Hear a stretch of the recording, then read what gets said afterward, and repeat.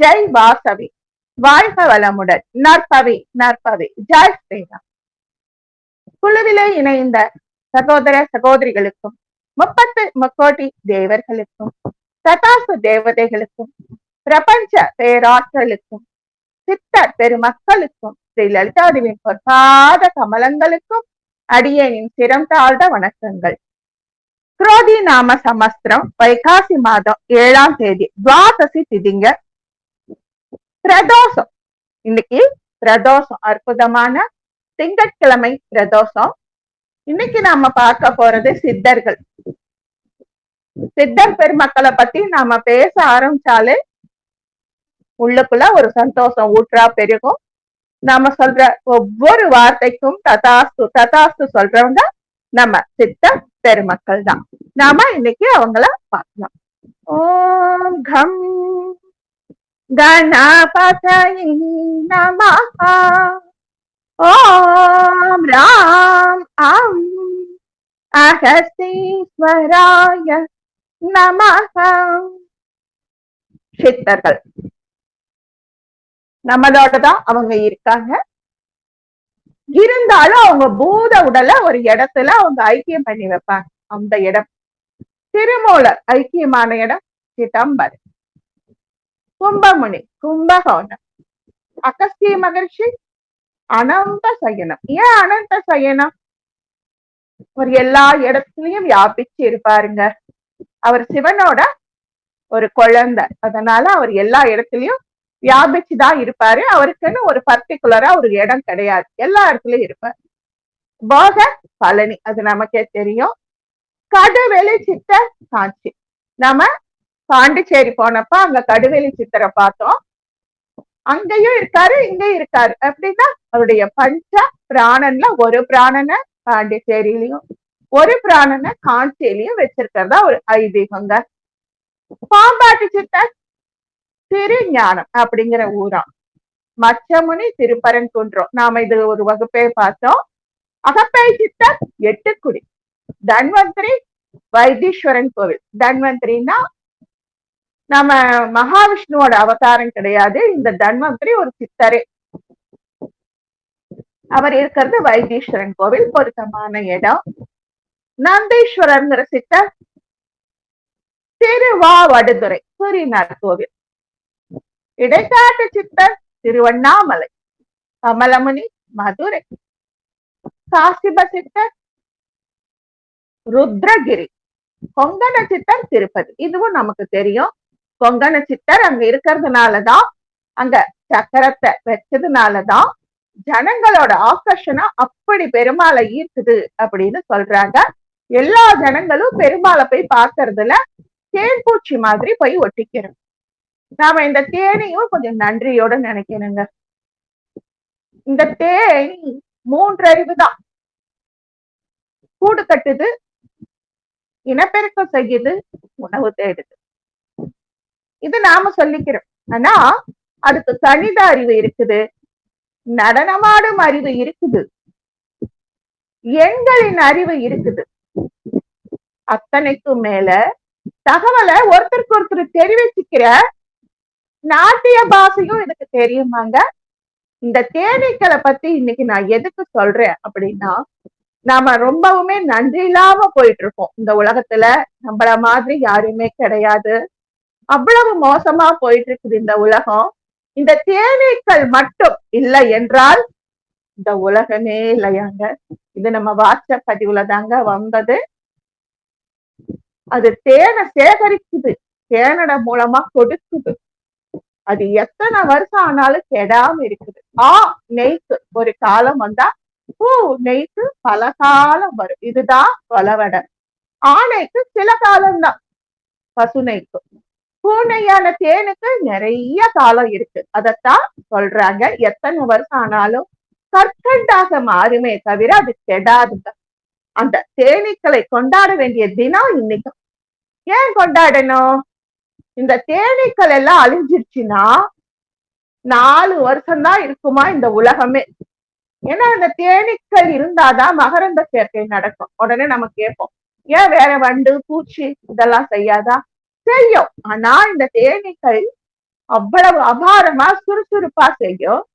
ஒரு இடத்துல இருந்து இன்னொரு இடத்துக்கு இடம் பெயரணும் அப்படின்னா வேலைக்கார தேனீக்களை கூட்டிக்கிட்டு ஒரு தேனி முன்னாடி போகுமா, விண்வெளியில அதாவது ஆகாய வெளியில நின்னு அண்டத்துக்கு மேல நம்ம பூமி பந்துக்குள்ளாரியே நின்னு நடனம் ஆடி திசையை சுட்டி காட்டுமாங்க. ஒரு மரம் எங்க நிறைய தேன் கொடுக்குது, எந்த இடத்துக்கு போனா நாம அந்த இடத்துக்கு சீக்கிரமா போய் தேனை நிறைய சேகரிக்கலாம், வேப்பம்பூ தேன் எங்க இருக்கு, இனிப்பு தேன் எங்க இருக்குன்னு தன்னுடைய அசைவுகள் மூலமாக நடனமாடி தெரிவிக்குதான். இந்த பூமி வாழணும்னா தேன் பூச்சி இருக்கணும். தாவரங்களோட மகரந்த சேர்க்கைக்கு முக்கிய பங்கு தேனி. ஆனா இன்னைக்கு அந்த தேன் பூச்சிங்க அழியில இருக்கு. நாம அவங்களுக்கு ஒரு வணக்கம் போட்டுட்டு இன்னைக்கு பார்க்கலாம். கொல்லிமலை தேன் ரொம்ப விசேஷமான தேனுங்க. அதுக்குன்னு ஒரு தனி ருசியே இருக்கு. அந்த கொல்லிமலையில தேன் கூடுங்க இன்னி வரைக்கும் வற்றாம வந்துகிட்டே இருக்கு. ஒரு தேன் கூடு முடிஞ்சதுன்னா அடுத்த தேன் கூட கட்டிடுதுங்க. இப்போ இந்த கொல்லிமலைய ஏன் கொல்லிமலைன்னு பேர் வச்சாங்க?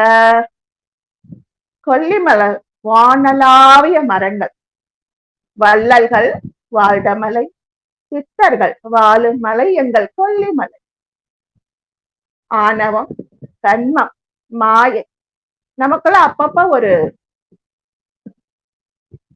ஒரு உத்வேகம் வந்துடும். ஆஹா நான் எவ்வளவு அப்படின்னு. அப்போ நம்ம அநாகத சக்கரத்து மேல கைய வச்சு முதலமும் லலிதக்கே சமர்ப்பணம். அந்த ஆணவம், கண்மம், மாயை கொள்வதால் கொல்லிமலை. இந்தியாவோட தெற்கு பகுதியில, தமிழ்நாட்டோட நடு பகுதியில, நாமக்கல் திருச்சி மாவட்டத்தோட எல்லையில இருக்கிற ஒரு மலைத்தொடர். இந்த மலை தொடர்னு ஏன் சொல்றேன்னா, கிழக்கு தொடர்ச்சி மலையின் கடைசி மலையாக இருக்கும். ஆனாலும் மேற்கு தொடர்ச்சி மலை அவ்வாறு கிடையாதான், அடர்ந்து காணப்படுமா. இந்த கிழக்கு தொடர்ச்சி மலை கொஞ்சம் கொஞ்சம் விட்டு விட்டு இருக்குமா.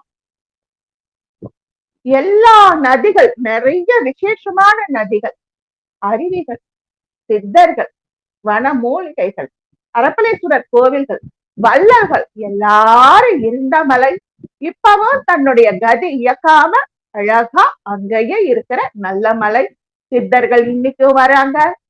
அவங்க சித்தாடல் அவங்க பண்ணிக்கிட்டு தான் இருக்காங்க. மூலிகைகளுக்கு எடுக்கிறாங்க, மக்களுக்கு என்ன தரணுமா கொடுத்துட்டு போறாங்க. அதை வாங்கிக்கிற தகுதிக்கு நாம முன்னேறணும். அதுதான் நாம இறைவன் கிட்ட கேட்கணும். இந்த மேற்கு தொடர்ச்சி மலை அடர்ந்து காணப்பட்டாலும் கிழக்கு தொடர்ச்சி மலை தொடர்ச்சியாக இல்லாம அங்கங்க விட்டு விட்டு இருந்தாலும் கொல்லும் கொடிய நோய்கள் நிறைந்தும், இந்த கொல்லும் கொடிய நோய்கள்னா இன்னைக்கு அதுக்கு மருந்து கண்டுபிடிச்சிட்டோம், இதுக்கு மருந்து கண்டுபிடிச்சோம்னு சைடு எஃபெக்ட் அப்படின்னு சொல்லக்கூடிய பக்க விளைவுகள் உள்ள மருந்துகளை தான் இன்னைக்கு நாம சாப்பிடுறோம். வேற வழி இல்லாம நாமளும் சாப்பிடுறோம். அந்த காலத்துல இது போல கொல்லும் வியாதிகளை கொல்ல மூலிகைகள் கண்டுபிடித்த மலை கொல்லிமலை. கடல் மட்டத்துல இருந்து 1600 உயரம் மீட்டர் வரைக்கும், 1000 முதல் 1600 மீட்டர் உயரம். வடக்கு தெற்காக 28 கிலோமீட்டர் பரப்பளவு, கிழக்கு மேற்காக 19 கிலோமீட்டர் பரப்பளவு. மொத்தத்துல 441.4 சதுர கிலோமீட்டர் பரப்பு கொண்டது. நாமக்கல் வழியா போலாம், சேந்தமங்கலம் வழியா போலாம், ராசிபுரம் வழியா போலாம். நாங்கெல்லாம் சேலத்துல இருந்து போயிருக்கோம். கொல்லிமலையில நம்ம ஏற்காட்டுல எப்படி மலர் கண்காட்சியோ அது மாதிரி கொல்லிமலைக்கு சில பண்டிகைகள் உண்டு. நாங்க அந்த கொல்லிமலை பண்டிகை சமயம் போக மாட்டோங்க. போறதுக்கு எங்க வேணாலும் பேருந்து கிடைச்சிடும், வண்டி கிடைச்சிடும். இதுவே நம்ம திருவண்ணாமலை கிரிவலத்துக்கு போனோம்னா நம்ம காரை 1.5 கிலோமீட்டருக்கு 2 கிலோமீட்டருக்கு முன்னாடியே நிறுத்திடுவாங்க. நம்ம காரை கண்டுபிடிக்கிறதே ஒரு பெரிய அதிசயமா போயிடும். அந்த மாதிரிதான் விழாக்கள் காலத்துல போகாம சாதாரண காலத்துல போனா நல்லாவே சுத்தி பார்க்கலாம். 70 கொண்டை ஊசி வளைவுங்க. அடிவாரத்துல இருக்கிற சாரவள்ளி வரை மட்டும்தான் பஸ் வரும். அதுக்கப்புறம் நம்ம தனியாதான் வண்டி பிடிச்சிட்டு போகணும்.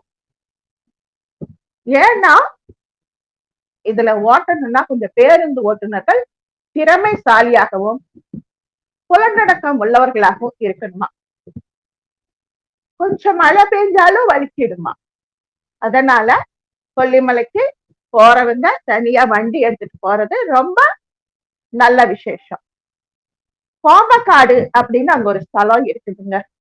இப்ப ஏற்காடுன்னா கூட தப்பக்காடு, அந்த காடு, இந்த காடு, சித்தியாரி காடு, நன்னங்காடுன்னு என்னென்னமோ சொல்லுவாங்க. அது மாதிரி கோம்பக்காடுன்னு ஒரு இடத்துல இருந்து 12 மைல் தூரம் போய் தான் அரப்பளீஸ்வரர் சுவாமி கோயில பார்க்கணும். இதை நம்ம ஒரு தடவை பார்த்திருக்கோம். இருந்தாலும் இன்னைக்கு கொல்லிமலை அரப்பளீஸ்வரர் கோவில நம்ம நினைக்கணும். கொல்லிமலையில ஆகாச கங்கா இருக்கு. அதுக்கு எங்க அப்பா கூட்டிட்டு போனது கிடையாது, எங்க வீட்டுக்காரு கூட்டிட்டு போகல. அது 1000 படிக்கட்டு இறங்கி போகணும், கும்பல் அதிகமா இருக்கும், குழந்தைங்களை வச்சுட்டு வேணாம் அப்படின்ட்டாரு. அந்த அரப்பளீஸ்வரர் கோயிலுக்கு மட்டும் 2-3 தரம் போயிருக்கோம். அந்த அரப்பளீஸ்வரர் கோயிலுக்கு ஏன் அந்த பேர் வந்தது?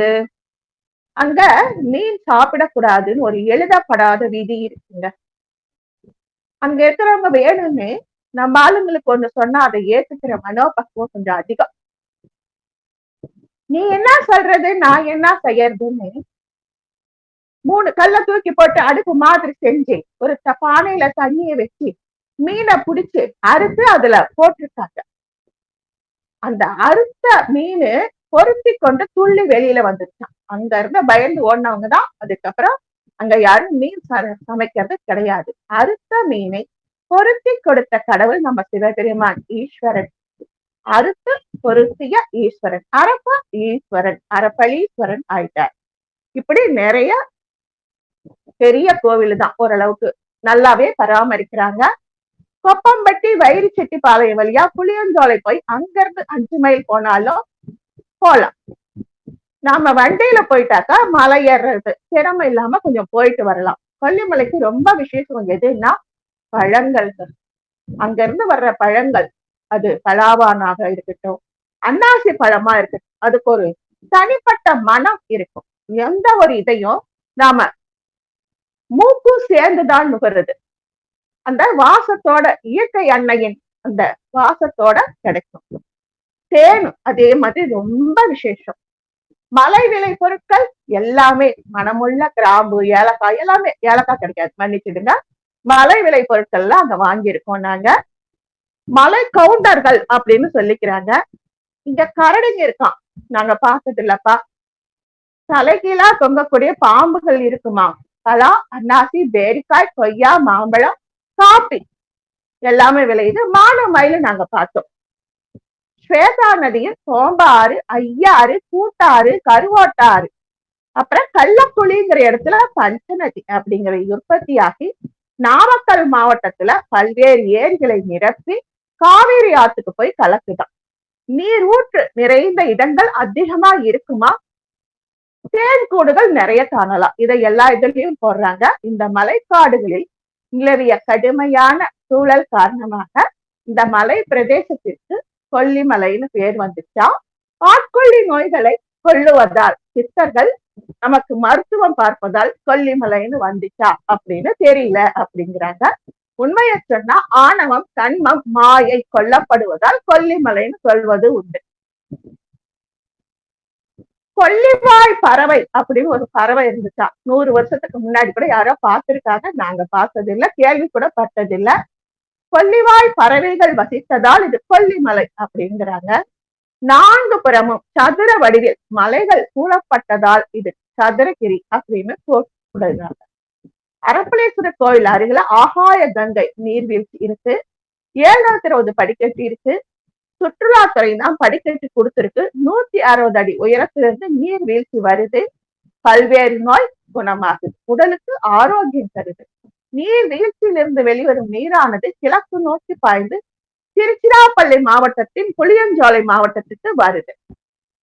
நீரோடையில ஏராளமான மீன்கள் துள்ளி குதித்து விளையாடுனது.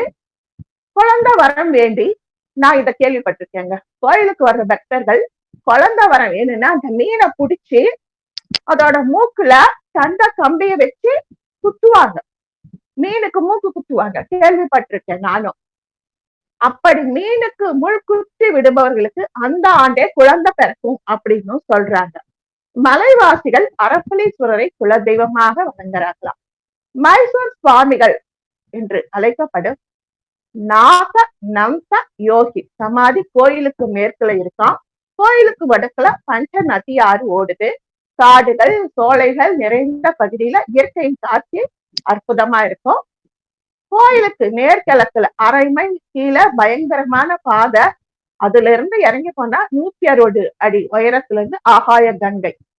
அந்த அருவி நீர் பாயும் ஓடை வழியாவே போனா ஒரு சின்ன செங்குத்தான குன்று, அதுக்குள்ள ஒரு குகையும் இருக்கும். இது கோரக்கர் குகை எனப்படுதான்.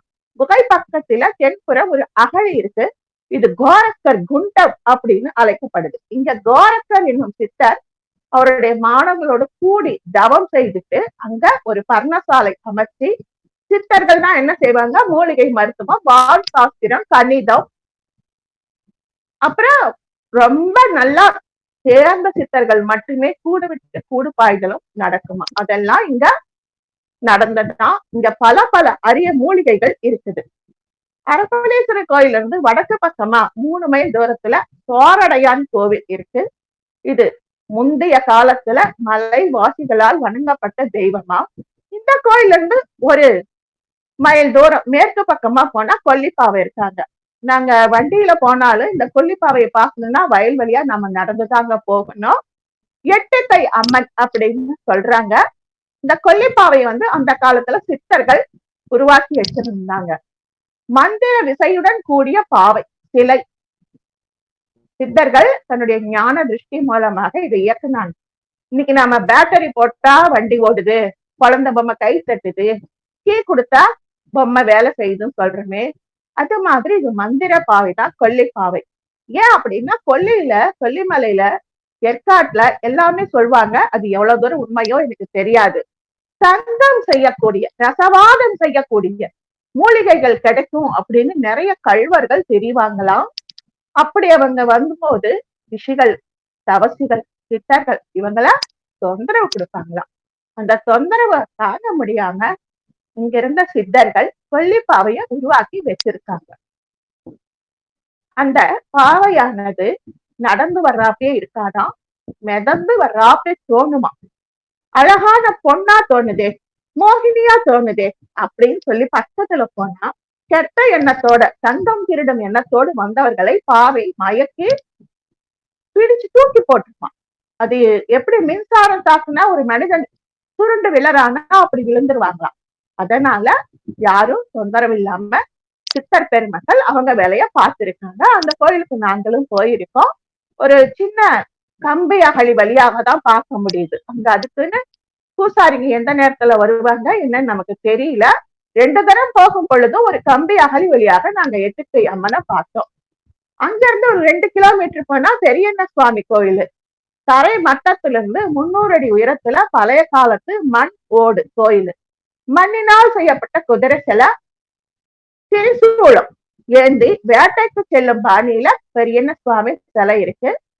இன்றும் இங்கு சித்தர்களை காணலாம். ஔவையார் முதல் 18 சித்தர்களும் இந்த மலையிலே வாழ்ந்ததாக வரலாறு கூறுது. இதுக்கு நிறைய குகைகள் இன்னும் வரைக்கும் இருக்கு. இந்த மூலிகைகள் பயன் அறிந்து மக்கள் பயன்படுத்தும் விதத்தில் ஓலை சுவடியிலே எழுதினர். நம்ம பாசான சிலைகள். மூப்பு, இன்னைக்கு நம்ம மூப்புங்கிறத எப்படி நாம அந்த காலத்துல கூட்டு குடும்பமா இருந்தோம், குழந்தையில இருந்து வயசானவங்க வரைக்கும் இருந்தாலும் ஏத்துக்கிட்டோம். இன்னைக்கு மூப்புங்கிறத அவங்கவுங்க பெற்ற குழந்தைங்க கூட ஏத்துக்க மாட்டேங்கிறாங்க. ஆனா அந்த மூப்புல இருந்து நமக்கு விடுதலை தரக்கூடிய மூலிகைகளை கொல்லிமலை சித்தர்கள் பயன்பாட்டுல வச்சிருந்ததா ஒரு கூற்று. அப்புறம் பலவிதமான ரத்தின கற்கள் இன்னைக்கும் கூட அங்கொன்னு இங்கொன்னு கிடைக்கிறாங்க. 18 சித்தர்கள் தயார் செய்த அரிய மருந்துகள், தைலம், ரசமணி, மூப்பு விடுத்தல், அதாவது மூப்பை விடுவித்தல், சுண்ணம் இவைகள் கல்லறைகளில் புதை பொருளாக வைக்கப்பட்டிருப்பதாக காலாங்கிநாதர் மலைவளம் அப்படிங்கிற நூல்ல சொல்லியிருக்க.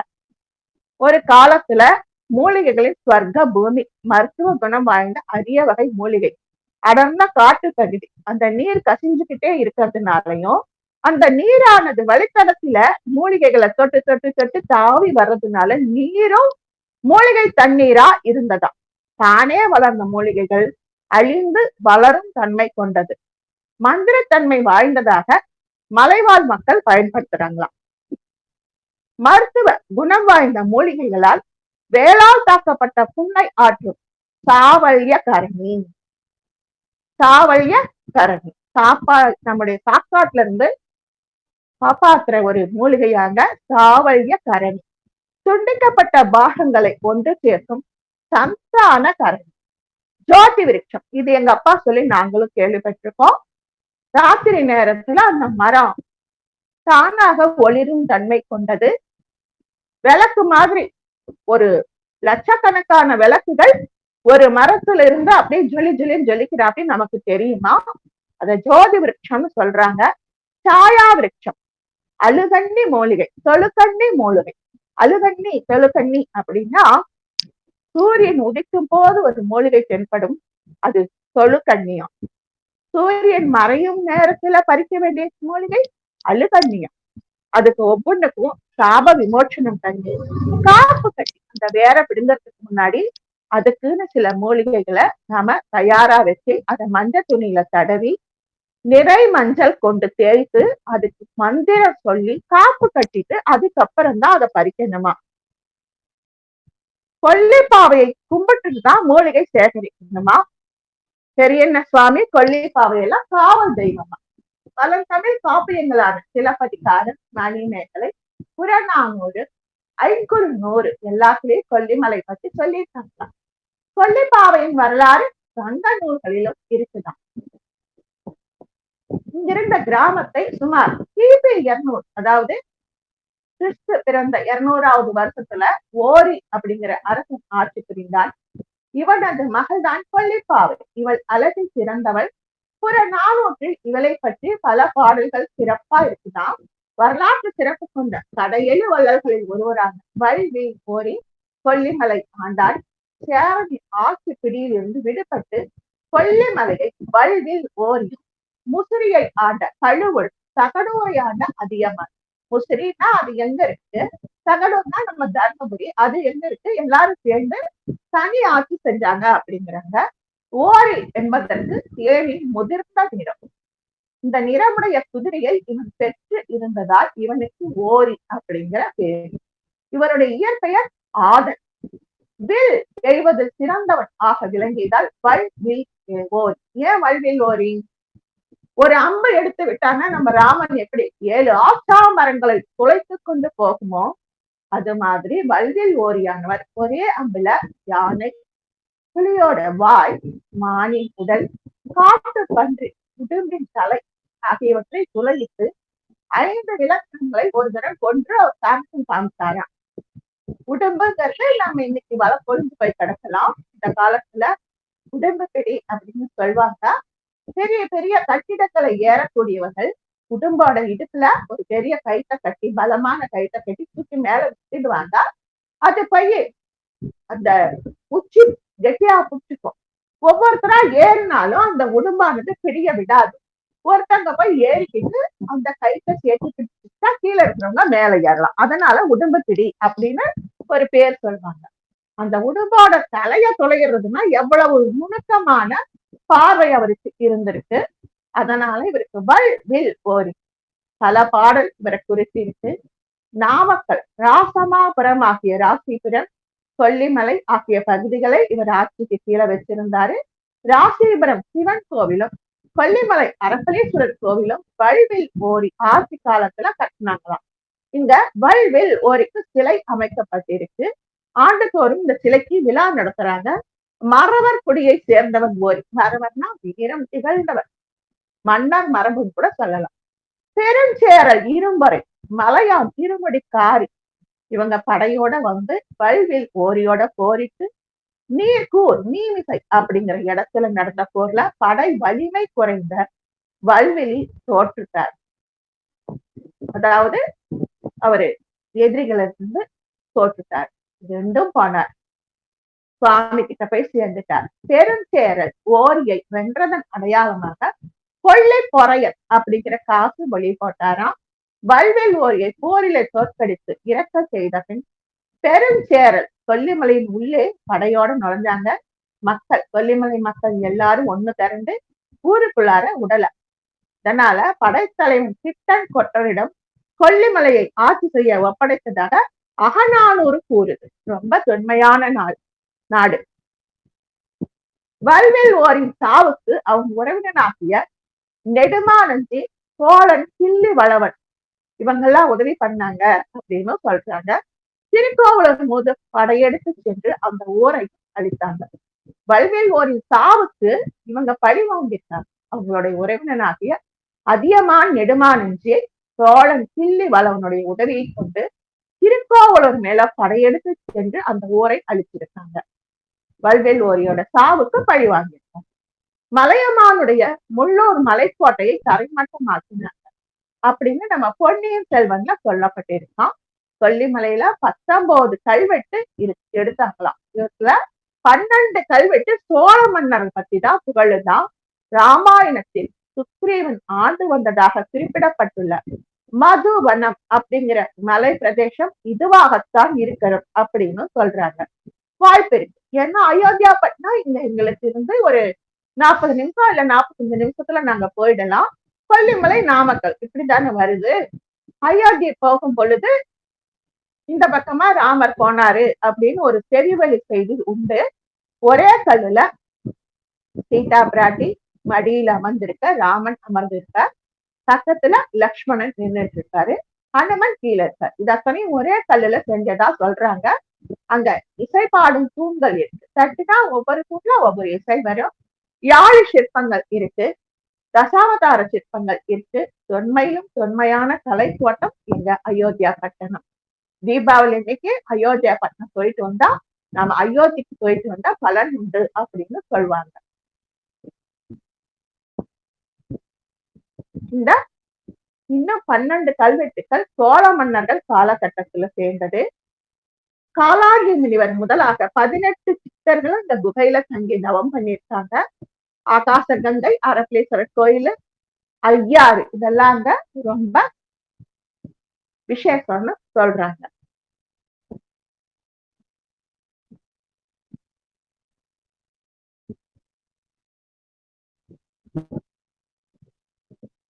நம்ம வல்வில் ஓரியோட மகதா கொல்லிப்பாவ அப்படின்னு ஒரு கூற்றும் இருக்கு.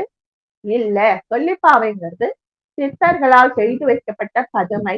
கொல்லிமலை தவம் செய்வதற்கும் தனித்து வாழ்வதற்கும் தகுதியான இடமாக மாற்றிக் கொள்வதற்காக சித்தர்கள் சென்ற கொல்லிப்பாவை அப்படின்னு சொல்றாங்க.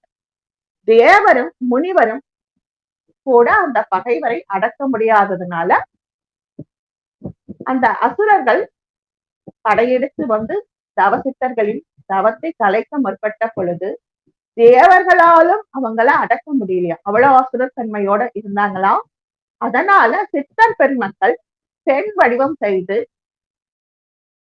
இந்த விஸ்வகர்மாவை கூப்பிட்டு இந்த பாவைக்கு கொஞ்சம் உசுறு கொடுங்கன்னு சித்தர்கள் சொல்ல, விஸ்வகர்மாவோட துணையோட கொல்லிப்பாவை செய்யப்பட்டதாகவும், அசுரர்கள் வரும்போது அதுக்கு கல்லாலான பல பாவைகளை செய்து வைத்து அதுக்கு பல சக்திகளை ஊட்டி அசுரரோட வாடை பட்ட உடனே அந்த கல்லாலான பாவை நகைக்குமாங்க. காண்போரின் வலியும் உள்ளமும் கவர்ந்து அவங்களுக்கு மனசை திசை திருப்பி கொள்ளத்தக்க மோகினி வடிவம் செஞ்சு சித்தர்கள் விஸ்வகர்மா உதவியோட கல்லாலான பாவையை செஞ்சாங்க. இந்த பாவையினோட உடல் உறுப்புகள் அசையும் தன்மையானவை.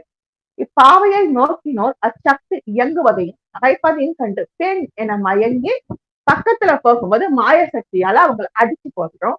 இந்த பாவை காற்று, இடி, மழை, பூகம்பம் இவற்றால் அழியாது அப்படின்னு நற்றினை என்னும் நூலில் பரணர் என்னும் புலவர் சொல்லியிருக்காரு. அடியேன் சொன்ன அப்படி இந்த எட்டுக்கை அம்மன் சொல்றாங்க.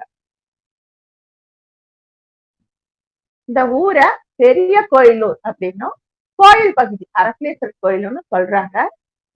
அரை ஸ்ரீ சிறியமலை பள்ளி ஸ்ரீ கோவில், மலை மேல் உள்ள கோவில் ஸ்ரீ அரைப்பள்ளி, இறைவன் அரைப்பள்ளி ஈஸ்வரர். இந்த பெயர் மருவி அரப்பளீஸ்வரர் அப்படின்னு ஆச்சு. பழைமை வாய்ந்த இந்த கோயிலை பத்தி அப்பர் பாடியிருக்கார். நம்ம அப்பர் சுந்தரர் சொல்றோம் பாத்தீங்களா, அந்த அப்பர் பாடியிருக்கிறார்.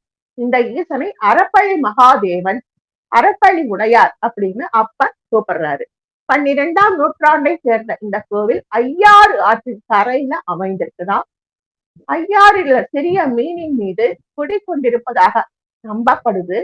இந்த கோவில மீன் கோவில்னு சொல்றாங்க. இந்த அரப்பளீஸ்வரர் ஐயாறு அப்படிங்கிற ஆத்துல இருக்கிற ஒரு சின்ன மீன் மேல குடியிருக்கிறதா ஒரு ஐதீகம். அதனால இந்த கோவில் மீன் கோவில் அப்படின்னு கூப்பிடுறாங்க. மீன்பள்ளி ஆறு பக்கத்துல ஓடுது. இறைவன் மீன்களின் வடிவில் விளங்குவதாக ஐதீகம். எல்லா கோயிலுக்கும் போனா நம்ம மீனுக்கு தேங்காய் வச்சு பொறி போடுவோம். அது அதே மாதிரி இங்கேயும் சொல்லியிருக்காங்க. அது மாதிரி செஞ்சுட்டு அதுக்கப்புறம் அரைப்பள்ளி நாதருக்கு பூஜை போடுவாங்களாம். அம்பலவான கவிராயர் என்பவர் அரப்பளீஸ்வர சதகம் என்னும் அருமையான நூலை பாடியுள்ளார். ஒவ்வொரு பாடலின் முடிவிலும் சதுர கிரிவலர் அரப்பளீஸ்வர தேவனி அப்படின்னு கூப்பிட்டு பாடி இருப்பது சிறப்பிலும் சிறப்பு. சம்பந்தர், அப்பர் இவங்கெல்லாம் வைப்பு தலம், அதாவது அவங்க இருந்த இடத்துல இருப்பாங்க, ஆனா அவங்க நினைவுல இவங்க போவாங்க. அப்ப இவங்கள வைப்பு தலமா அவங்க இருந்த இடத்துல இருந்தே மனப்பூர்வியா பாடுவாங்க. உறையூர்ல வாழ்ந்த பெருஞ்செல்வர் திரு அருணாச்சல முதலியார் பல லட்சம் செலவுல திருப்பணிகள் செய்த கோவில் இந்த கோவில். அருணகிரிநாதரின் திருப்புகழ் பாடல்களில் பாடப்பெற்ற பழமை வாய்ந்த முருகன் கோவில் கொல்லிமலை. இந்த கோவில்ல முருகர் வேத தோற்றத்துல இருக்காராம். சிவன், பார்வதி, விஷ்ணு, இடம்பர், விநாயகருக்கு ஆலயம் இருக்கு. படகு சவாரி செய்யலாமா? நாங்க செய்யலைங்க. தமிழ்நாடு சுற்றுலாத்துறை அமைத்திருக்கும் வாசலூர்பட்டி படகுத்துறை இருக்குதான் வியூ பாயிண்ட். இந்த இடம் ஊட்டி தொட்டபெட்டா அளவுக்கு இல்லைன்னாலும் பார்க்க வேண்டிய தளம் தான். செம்பேடு அப்படிங்கிற இந்த வனப்பகுதியில மையமா ஒரு ஊரு. எல்லா வசதியும் இருக்கு. வல்வில் ஓரி மன்னனின் சிலை குதிரை மீதுல 10 அடி உயரத்துல அமைக்கப்பட்டு 1975ஆம் ஆண்டு முதல் வருடம் தோறும் ஆடி மாதம் 18ஆம் நாள் வல்வில் ஓரி நினைவாக வல்வில் ஓரி விழா நடத்தப்படுது. மலைவாழ் மக்கள் ஆடிப்பெருக்கு விழாவை சிறப்பா கொண்டாடுவாங்களாம். இந்தியாவிலேயே பெரிய மூலிகை பண்ணை வனத்துறையினரால் நியமிக்கப்படுதான். தமிழ்நாடு தோட்டக்கலை துறையினர் பண்ணை இங்க இருக்குதான். கொல்லிமலைனாலே வார சந்தை ரொம்ப விசேஷமா. மலையில இருக்கிற மண் வளமும் நீர் வளமும் பழங்களையும் மூலிகைகளையும் மருத்துவ குணம் கொண்டு சோளம் இது மாதிரி தானியங்களையும் நமக்கு கொடுத்துதான். கொல்லிமலையில அரியூர் நாடு, குண்டூர் நாடு அப்படிங்கிற பகுதிகள் இருக்குதான். இங்க புலிவளவு, தேவக்காய், மூடுபாலி, தேனூர், துவரப்பள்ளம், வெள்ளப்புலி, நத்துப்புலி அப்படிங்கிற கிராமங்கள்ல அன்னாசி விசேஷமா. அதிக முட்களோடு காணப்படும் நாட்டு ரக அன்னாசியில் முட்களே இல்லாம கியூரக அன்னாசியும் வருது. கியூரக அன்னாசி வச்சு ஜூஸ் செய்யறதுக்கு தொழிற்சாலைகளுக்கும் மற்ற பழங்களை வெளிநாட்டுக்கும் அனுப்புறாங்களாம். வெளிநாட்டுக்கு அனுப்பக்கூடிய அளவுக்கும் வெளி மாநிலங்களுக்கு அனுப்பக்கூடிய அளவுக்கும் குவிந்து கிடக்குதாங்க இந்த பழங்கள். தாவரவியல் பூங்கா இருக்கு. ஊட்டி கொடைக்கானலுக்கு அப்புறம் தாவரவியல் பூங்கா அமைக்கப்பட்டுள்ளது. வாசலூர் பட்டியிலே 62 லட்சம் ரூபாய் மதிப்பீட்டிலே தாவரவியல் பூங்கா அமைக்கப்பட்டு வருது. 87 வகையான மூலிகைகள் இடம்பெற்று இருக்கு. பூங்காவுக்கு மத்தியில குறுக்கும் நெடுக்குமா பாதைகள் இருக்கு.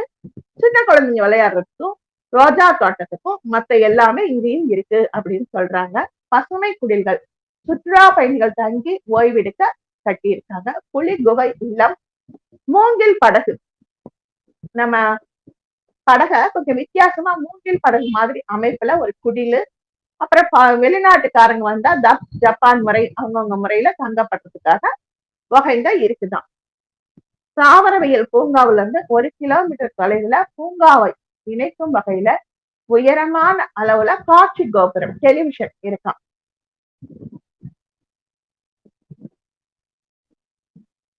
நாமக்கல் மாவட்டம் கொல்லிமலையில் உள்ள வாசலூர்பட்டியில் சின்ன சோளக்கண்ணி என்னும் கிராமத்திற்கு செல்லும் வழியிலே முதுமக்கள் வாழ்ந்த சாலி கண்டுபிடிச்சிருக்காங்க. நீண்ட காலம் வாழ்ந்து வயசானாலும் இந்த சாலியில அவங்களை உட்கார வச்சு தண்ணி உணவு வழங்கப்பட்டதாகும்.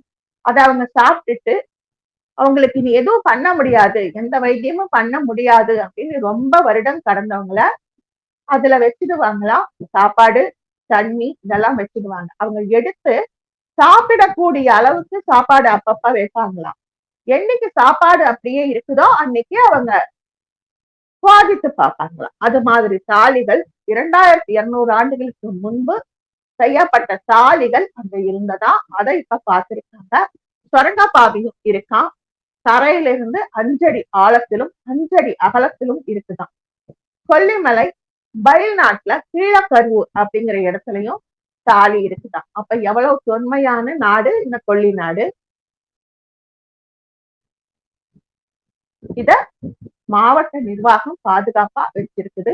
மூங்கில் நெல் அறுவடை, மூங்கில் எங்க அப்பா கொண்டு வந்திருக்காருங்க. மூங்கில் நெல் அறுவடைங்கிறது இப்ப சாதாரணமா எல்லாருமே கொண்டு வராங்க. அப்பெல்லாம் 40 வருஷத்துக்கு ஒரு தரம், 60 வருஷத்துக்கு ஒரு தரம் மூங்கில் தோப்புல இருந்து இயற்கையாக கிடைக்கிற நெல் அப்படியே கொட்டி கிடக்குமா பூமியில. அதை சேகரிச்சு கொண்டு வந்து தருவாங்க.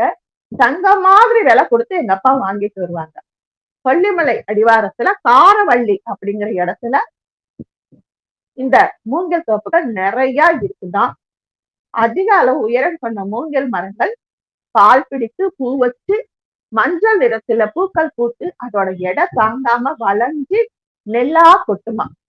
சில மூங்கில்கள் 40 வருஷத்துக்கு ஒரு தரமும், சில மூங்கில்கள் 60 வருஷத்துக்கு ஒரு தரமும் இயற்கையா நெல்லு கொடுக்குது. எந்த வகையான உரமும் அதுக்கு நாம போடுறது இல்லை. ஆனா அதுவா நெல்லு கொட்டுது. அதை நாம எங்கப்பா இந்த பணியாரம், இனிப்பு பணியாரம் சொல்றோம் பாத்தீங்களா, அது செய்யலாம். கோதுமையில செய்யக்கூடியது எல்லாமே இந்த நெல்லை கலக்க சொல்வாரு எங்கப்பா. அது இப்ப நிறைய கிடைக்குது. அவங்க விவசாயிங்க அதை சாப்பாடாவே பண்ணி சாப்பிடுவாங்களாம். ஒரு மாசம் வரைக்கும் அந்த நெல்லு தானா கொட்டிக்கிட்டுமே இருக்குமா. அந்த மூங்கிலோட ஆயுட்காலம் முடிஞ்சிடுது. ஒரு தரம் ஒரு மூங்கிலானது மூங்கில் நெல்களை கொடுத்த பிறகு அந்த நெல்லு கொடுக்கும் பக்குவம் முடிஞ்சதுமே அந்த மூங்கில் மரங்கள் ஆயுஷ முடிச்சிருக்குது. கடையேழு வள்ளல்களில் ஒருவரான வல்வில் ஓரி இந்த ஆட்சி செஞ்சதை நம்ம பார்த்தோம். ராஜராஜ சோழன் இந்த கோயிலுக்கு அடிக்கடி வருவாராம். இந்த அரப்பளீஸ்வரர் கோயிலுக்கு ராஜராஜ சோழன் வந்து போனதாக ஒரு செவிவழி செய்தி. இந்த தெய்வம் பாவை, இது குடைவரை கோயில், கிட்டத்தட்ட 15,000 ஆண்டுகளுக்கு முற்பட்டு இருந்ததாக சொல்றாங்க. பெருநிலையான தெய்வமாக கொல்லிப்பாவை காணப்படுது. சங்ககால ஓலைச்சுவடிகள் கூட இந்த பாவையை குறிப்பிட்டு சொல்லுது. இந்த பாவைகள் மரப்பாவை விழா, மூங்கில் பாவை விழா, இஞ்சி பாவை விழா அப்படின்னு 3 வகையான பாவை விழாவை கொண்டாடி இருக்காங்க. நிறைய தகவலை நாம இன்னைக்கு பார்க்க முடியல, கொஞ்சம் அப்படியே மேலோட்டமா பார்த்துக்கலாம்.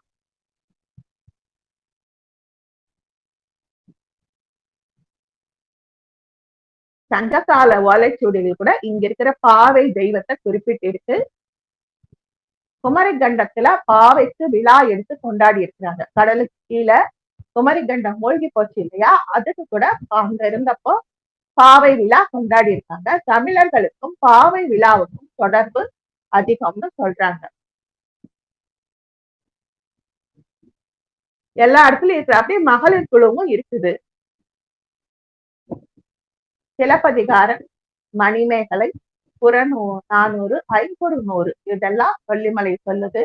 நம்ம அருவி அப்படின்னு ஒரு எண்ணம் இருந்தாலும் நாம போறதுக்கு முன்னாடி அங்க தண்ணி வருதான்னு தெரிஞ்சுக்கிட்டு போகணுமா.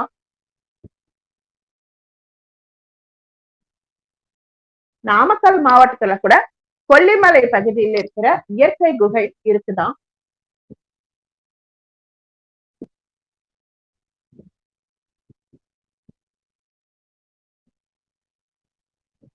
சித்தர்கள் தம்முடைய அகக்கண் மூலமாக சிவனை தியானித்து அந்த ஆக்ஞா சக்கரம் மூலமாக சிவ தரிசனம் பெற்று ஆத்ம சக்தியை உள் ஒளியை எழுப்பி தெய்வீக செயல்களையும் நினைத்த காரியங்களையும் செய்தவர்கள் தான் சித்தர்கள். அந்த சித்து விளையாட்டு இங்க நிறைய நடந்துச்சு. எத்தனையோ கோயிலுக்கு போயிட்டு வந்தாலும் கூட இந்த மாதிரி மலைவாச ஸ்தலங்கள்ல அந்த சித்தர்களோட குகைக்கு போயிட்டு வந்தாலும், ஜீவசமாதி இருக்கிற இடத்துக்கு போய் தரிசனம் பண்ணிட்டு வந்தாலும் வான் புகழும் அளவில்லா செல்வம், நல்ல ஆயுள் ஆரோக்கியம், மன மகிழ்ச்சி, ஆன்ம எழுச்சியுடன் நாம வாழலாம். கமலமுனிங்கிற சித்தர் 18 சித்தர்களில் ஒருவர். இவர் வைகாசி மாதம் பூச நட்சத்திரத்துல பிறந்தவர். இவர் நான்முகனே கமலமுனியாக அவதரித்தார் அப்படின்னு ஒரு செவிவழி செய்தி உண்டு. இவர் போகரிடம் சீடனாய் சேர்ந்து யோகம் பயின்று சித்தர் கூட்டத்தில் ஒருவராய் புகழ் பெற்றார். இவர் தான் திருமூலரோட முதல் மாணாக்கர். கமலமுனி 300 மருத்துவ நூல், ரேகை சாஸ்திரம், நம்ம கைரேகை எல்லா நூல்களையும் இங்கிருந்துதான் எழுதினாராம். காப்பார் கருவூரார் அப்படின்னு தொடங்கும் காப்பு பாடல் கமலமுனி எழுதியிருக்கிறாரு. நம்ம சித்தர்களை இன்னும் ஒரு வாரம் கூட பார்க்க வேண்டி வரலாம். நம்ம சென்னை வாசிகளுக்கு எல்லாருக்கும் தெரியும், மாடம்பாக்கத்துல தேனபுரீஸ்வரர் ஆலயம் இருக்கும். அங்க ரொம்ப தொன்மையான ஸ்தலம் அது. அந்த தேனபுரீஸ்வரர் ஆலயத்துல சரபேஸ்வரரை நம்ம கும்பிடலாம். நடந்து போற தூரத்துல 18 சித்தர்கள் கோவில் இருக்குதுங்க. 18 சித்தர்கள், பச்சைக்கல் மேரு, அப்புறம் குருவாயூர் கிருஷ்ணன், இவங்களெல்லாம் கூட நாம பார்க்கலாம். சித்தர்கள் அப்படிங்கவும் இதையும் நான் எடுத்து வச்சேன். இன்னைக்கு நாம கொல்லிமலையை மட்டும் பார்த்துட்டோம். அடுத்த வாரம் நாம இன்னும் சித்தர்கள் வரிசையில நிறைய பார்க்கலாம். வாழ்க வளமுடன். ஜெய் வாசவி. நற்பவி நற்பவி. இவ்வளவு நேரம் பொறுமையா கேட்ட எல்லா நல் உள்ளங்களுக்கும் அடியேனின் சிரம் தாழ்ந்த வணக்கங்கள். வாழ்க வளமுடன். ஜெய் வாசவி. நற்பவி நற்பவி. ஜெய் ஸ்ரீராம். நன்றிகள் நன்றிகளம்மா. இந்த போட்டோ ஷேர் பண்ணுங்கம்மா.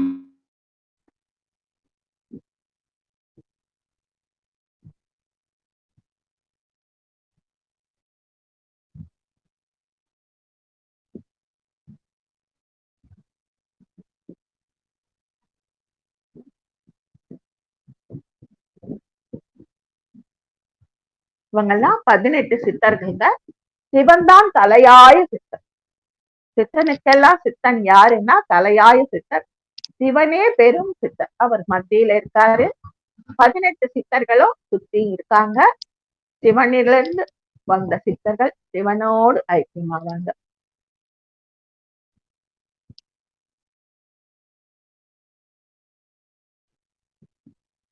அதேதான். இது அரப்பளீஸ்வரர் கோயில்மா.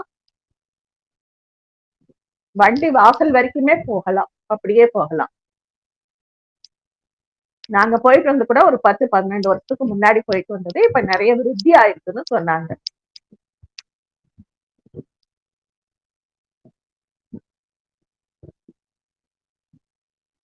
அரைப்பள்ளி ஈஸ்வரர் தொன்மையான கோவில். அகநானூறு புறநானூறுல வந்த கோவில். வள்ளுவரும் சொல்லியிருக்காங்க, மணிமேகலையிலும் சொல்லியிருக்காங்க. மலையும் மலை சார்ந்த இடத்திலும் இருக்கும் சிவனோட அரும் பெரும் கோவில் அரைப்பள்ளி ஈஸ்வரர் கோவில்.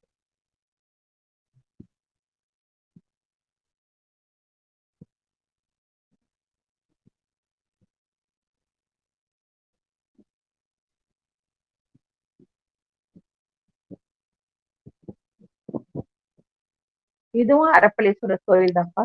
ஆனா பெருமா கோயில் இருக்காங்க. அந்த பெருமா கோயில் கொல்லிமலையில நிறைய கோவில்கள் இருக்கு. ஒரு கோயில் பெருமாள் கோயில். அந்த பெருமாள் கோயில இன்னைக்கு நம்ம பார்க்க முடியல. அந்த கோவில்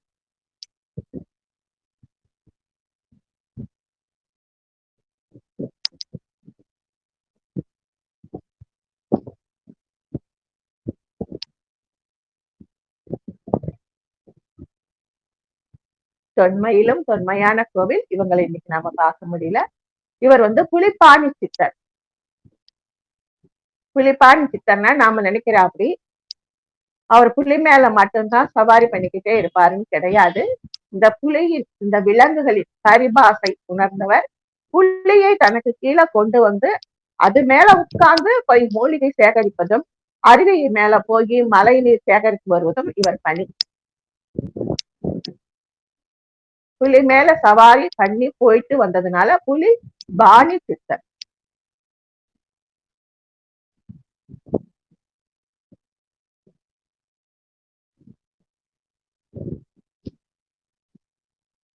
இதுதாங்க அந்த 8 கை அம்மன்னு சொல்லக்கூடிய தெய்வம். ஒவ்வொருத்தரும் சொல்றாங்க இது மூலிகை மரத்தினால ஆச்சுன்னு. நாங்க அங்க போனப்ப இவங்க சொல்றாங்க விஸ்வகர்மா பாறையில செதுக்கி கொடுத்தாங்க. அதுக்கு சித்தர்களும் விஸ்வகர்மாவும் இணைந்து உயிரூட்டுனாங்கன்னு சொல்றாங்க.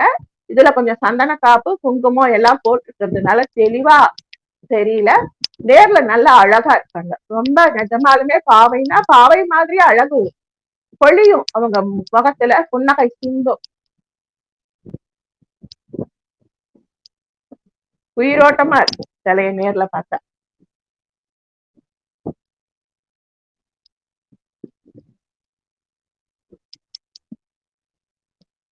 நம்ம அகஸ்தியர் மின்சாரத்தை கண்டுபிடிச்சிட்டு பூமிக்கு அடியில ஒழிச்சு வச்சுட்டாருன்னு சொல்லுவோம் பாத்தீங்களா?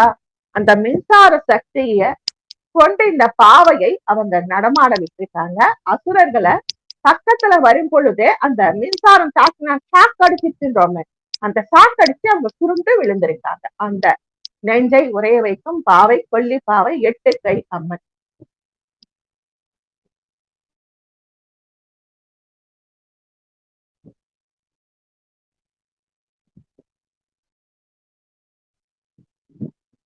பஸ்மமாக்கி இருக்கு. பிடி சாம்பலா பண்ணிடுச்சு இந்த கொல்லிப்பாவை.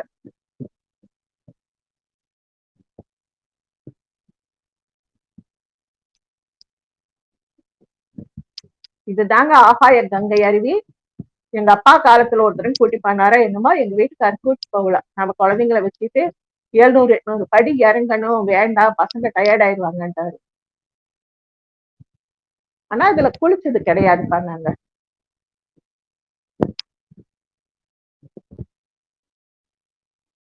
படி இறங்கிதான் ஆகணும். ஏற இறங்க 1500 படி ஆயிடும்.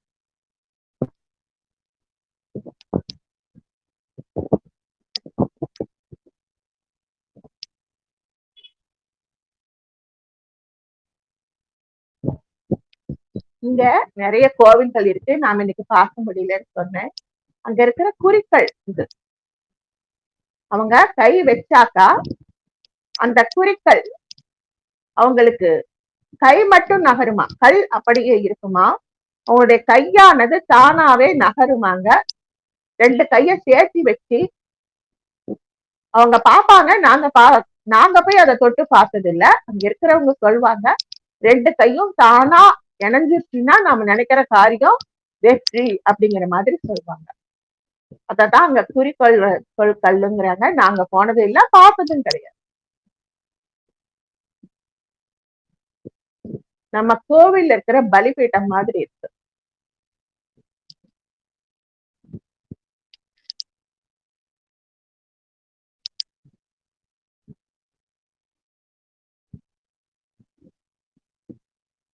நிறைய குறிக்கோள் இருக்குமா. பழங்குடி மக்கள் வாழும் இடத்துல இயற்கையோடு இணைந்து வாழ்வாங்க. அவங்களுக்கு இயற்கை இணைந்து அவங்களோட தான் வாழும். இயற்கை வேறு, நாம வேறு கிடையாது. இயற்கை பல வகையில அவங்களுக்கு குறி சொல்லும். நமக்கு சகுனம் சொல்றதுங்கிற மாதிரி அவங்களுக்கு குறி சொல்றகள்.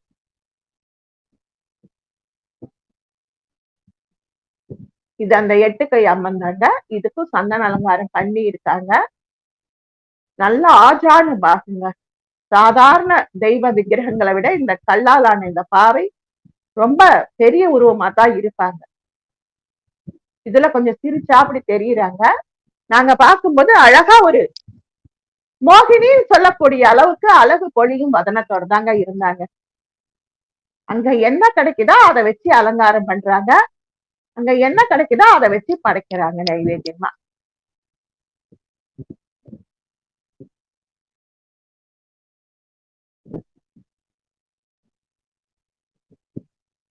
நல்லா எலுமிச்ச மாலை, அங்க கிடைக்கக்கூடிய மலர்கள், பீட்டம் அற்புதமா அலங்காரம் பண்ணி உடம்பே சிலுக்கு.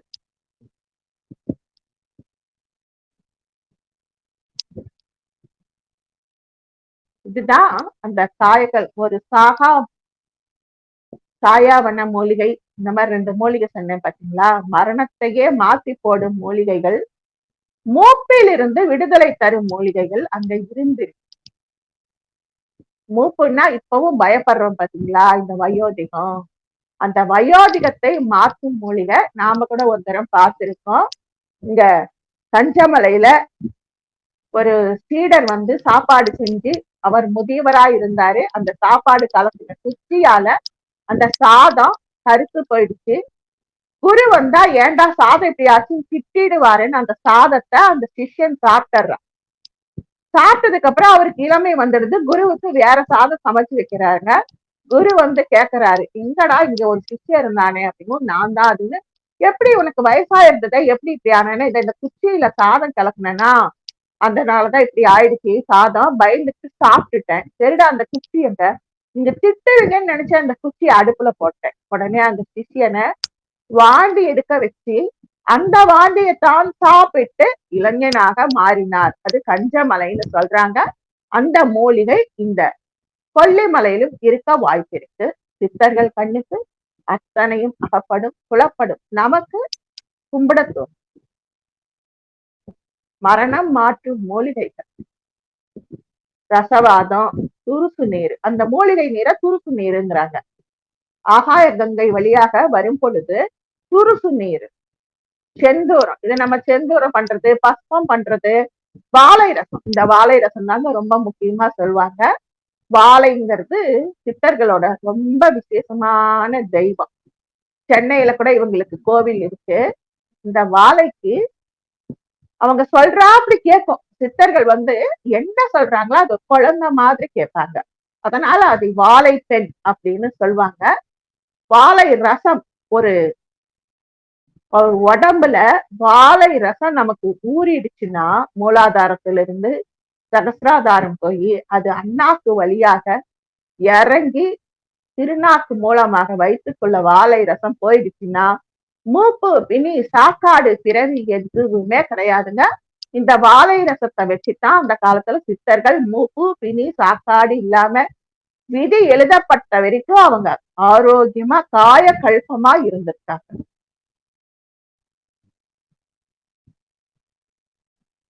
இன்னைக்கு எல்லாரும் குளிகை மணி பஸ்போன்னு விற்கிறாங்க. இந்த வாழை ரசம், இந்த மூப்பு, இந்த துருசு நீர், ரசவாதம் தான் சித்தர்களோட அற்புத படைப்பு. நாமெல்லாம் உணராத படைப்பு. சித்தர்களுக்கு ஒரு வணக்கம் சொல்லணும் நாம.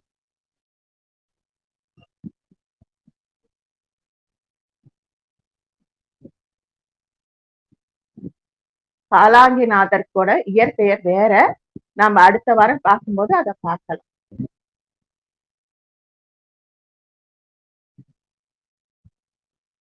இதுவும் 18 சித்தர்கள் படம் தாங்க.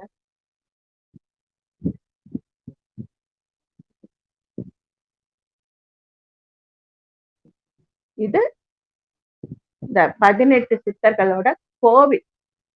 இன்னைக்கு அதை நாம பார்க்கல. நாமக்கல்ல இருக்கிற ஸ்ரீ சக்கர மகாதேவி, இதை நாம இன்னைக்கு பார்க்கல.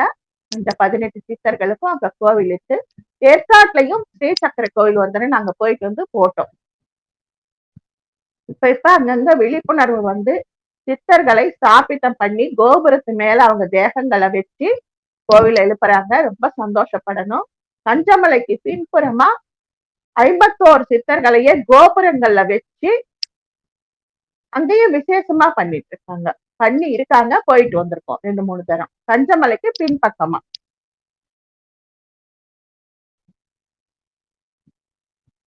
அந்த கஞ்சமலையில தான் இன்னைக்கும் நல்ல இயற்கை வளமா தோண்டி தோண்டி எடுத்துட்டு இருக்காங்க. மலைகளை நம்ம பாதுகாக்கணும்.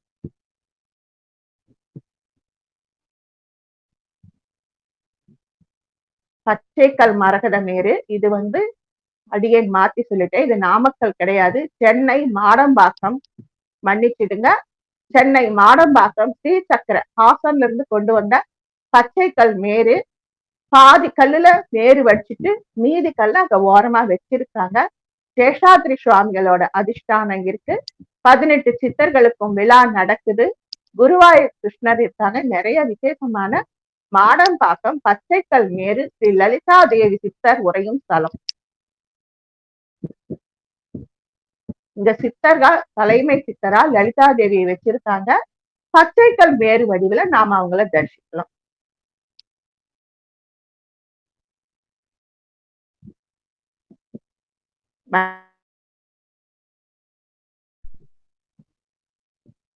இது வந்து மாடம்பாக்கம் சித்தர் கோவில்.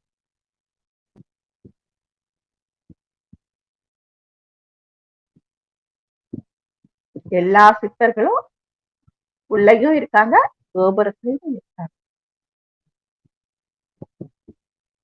ஒரு விழிப்புணர்வு சித்தர்கள் மேல் பற்றும் வர ஆரம்பிச்சிருக்கு. நாம லலிதா தேவிக்கு நன்றி சொல்லணும். சேஷாத்ரி நாம சுவாமிகளை மேல வச்சிருக்காங்க.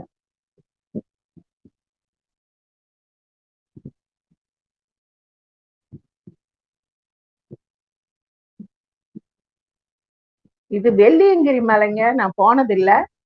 சித்தர்களை பத்தி தேடும் போது இவங்களும் வந்தாங்க. நாம கண்ணாலையாவது பார்க்கலாமேன்னு அனுப்பி வச்சேன்.